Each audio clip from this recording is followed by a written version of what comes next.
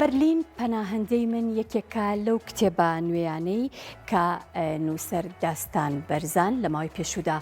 بڵاوی کردوتەوە و هەروەها یەکێکیش بوو لەو هەواڵانەی کە ئێمە لە پرۆگرامی کورسات مەگەزینەوە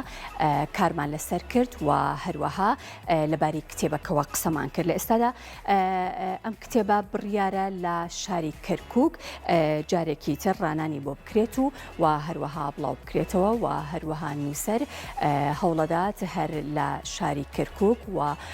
بتوانێت زۆرێک لە بابەتەکانی خۆی بدوێ و لەسەر زۆرێک لە بەرهەمەکانی تری قسە بکات و کۆمەڵێک بەرهەمی نوێی هەیە کە هیواخوازە لە ئایندەدا ئەو بەرهەمانەش چاپ بکات و هەروەها بگەێنێتە دەستی خوێنەرانی لە شاری کەرکووک و شارەکانی تری کوردستان.